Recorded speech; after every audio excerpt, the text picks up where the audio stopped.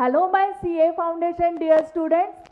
आज मैं आपको कुछ रिवीजन टेक्निक्स बताने वाली हूँ for your CA foundation exams, how to score very good marks. So हम सब्जेक्ट वाइज जाने वाले हैं। सो आज हम देखेंगे कि अकाउंट सब्जेक्ट जो आपका पेपर 1 है उसकी रिवीजन कैसे करनी है।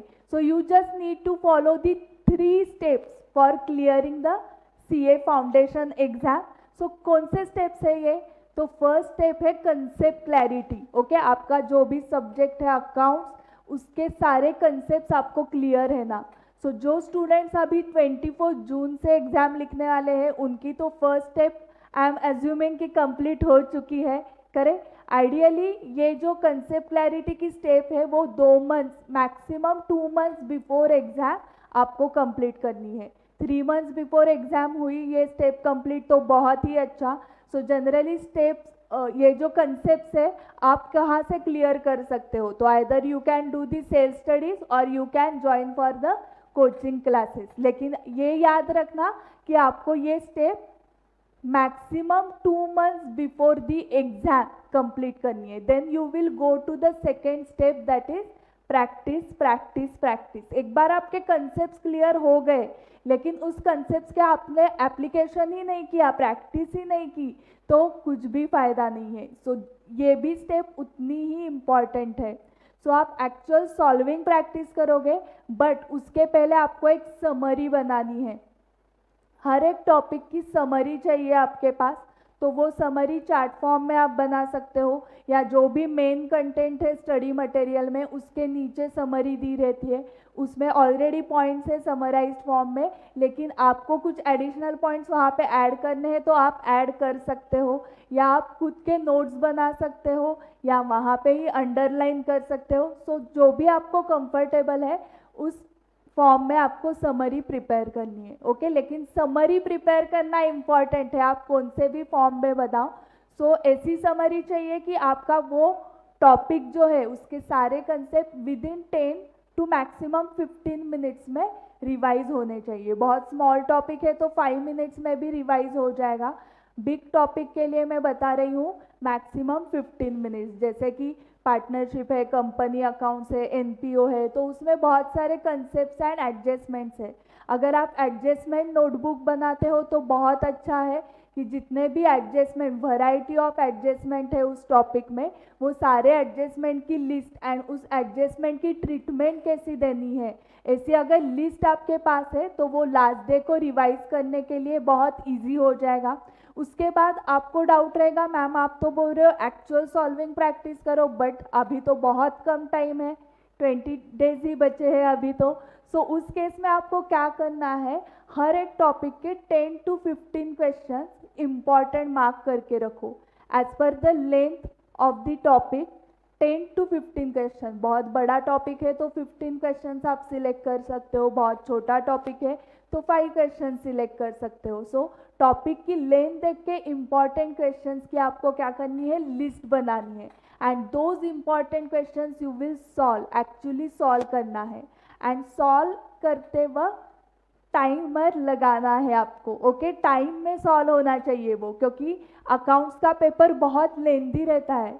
हमेशा स्टूडेंट्स का प्रॉब्लम रहता है कि मैम हमें तो सारे क्वेश्चंस आ रहे थे बट उतना टाइम ही नहीं मिला, अगर आज आधा घंटा और मिल जाता तो हमें अबाउ 80-90 मार्क्स आ जाते, लेकिन हमारा 10-20 मार्क्स का पेपर ही कंप्लीट नहीं हुआ।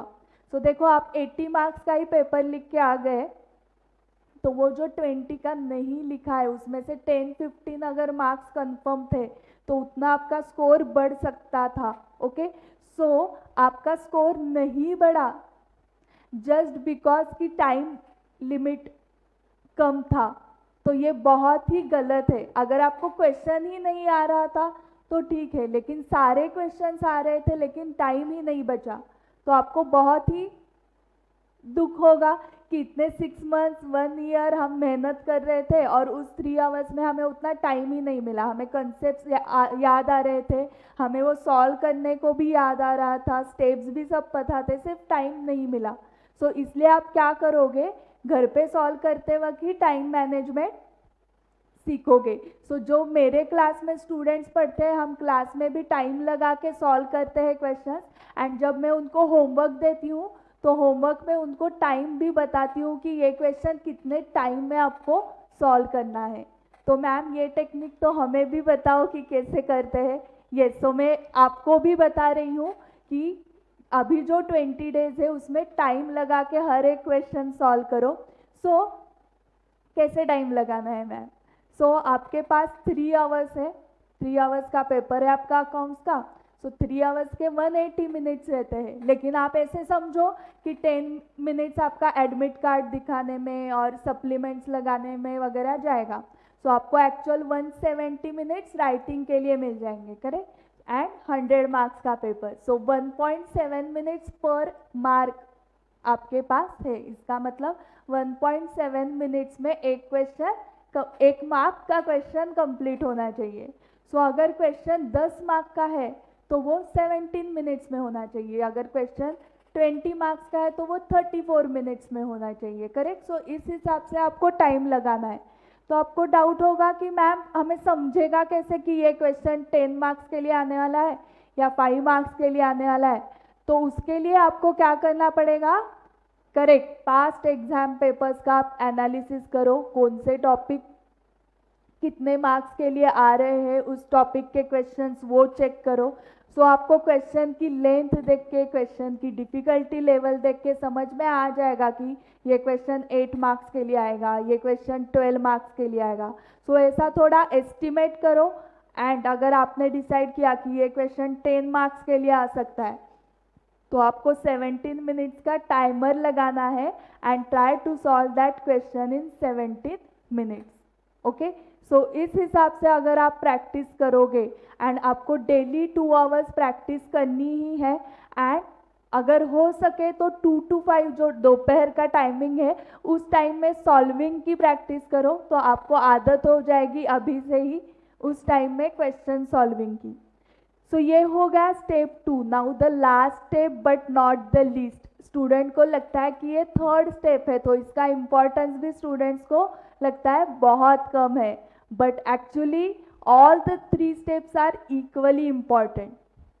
आपको थर्ड स्टेप तो सीखनी ही पड़ेगी, that is paper presentation, because you are writing professional exam for the first time, वो भी एट ऑल इंडिया लेवल पे, करेक्ट। सो आपको पेपर प्रेजेंट कैसे करना है उसके टेक्निक्स मालूम होना जरूरी है। आप फर्स्ट स्टैंडर्ड से पेपर लिखते आ रहे हो, बट प्रोफेशनल एग्जाम आप फर्स्ट टाइम लिख रहे हो। सो आपको पता होना चाहिए, you should take a proper guidance on how to present the paper.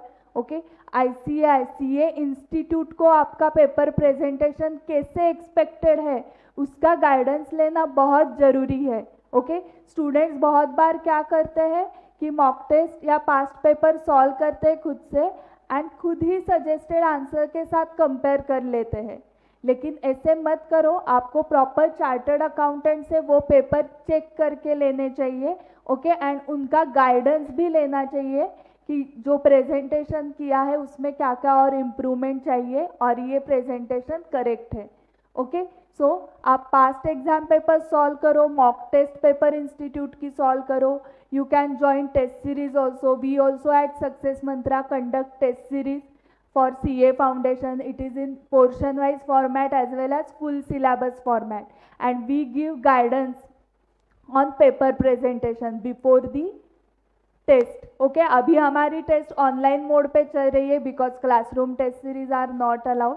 सो हम ऑनलाइन मोड पे क्या कर रहे हैं, अभी क्वेश्चन पेपर हम ईमेल में भेजते हैं स्टूडेंट्स को, बट उस क्वेश्चन पेपर के ईमेल में there is my audio for the instructions of paper presentation. So वो इंस्ट्रक्शंस सुन के स्टूडेंट्स पेपर लिखते हैं, एंड जब पेपर चेकिंग होता है और चेक्ड पेपर स्टूडेंट्स को जाता है तो उसके ऊपर हम डिटेल कमेंट्स लिखते हैं।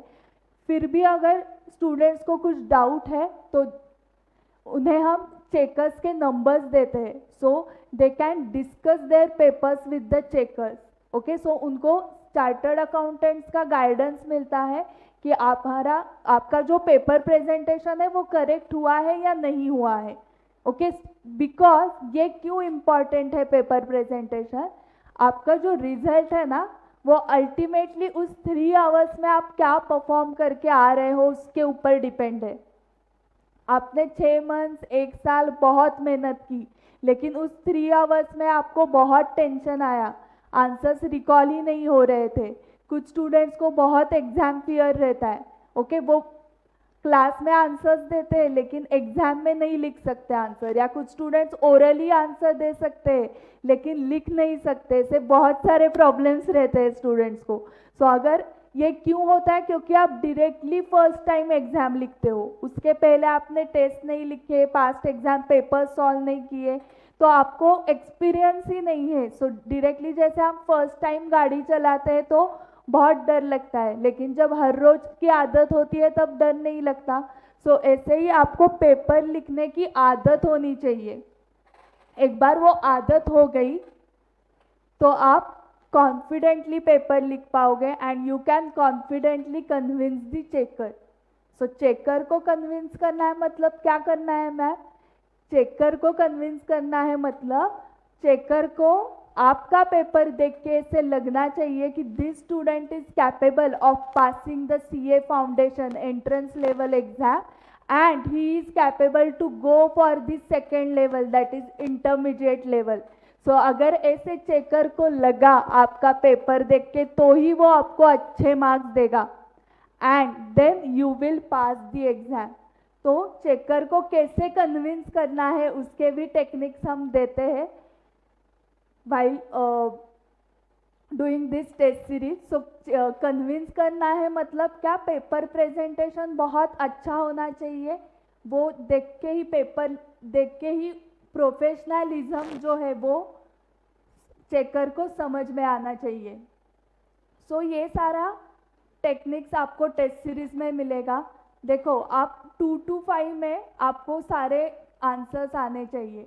2 से पहले आ रहा था, 2 के बाद भूल गए एग्जाम एनवायरनमेंट में जाने के बाद, एंड जब एग्जाम सेंटर से बाहर आए फिर से रिकॉल हो गए आंसर्स। सो ऐसे नहीं चलेगा ना, हमें 2 to 5 में ही वो आंसर्स रिकॉल होने चाहिए।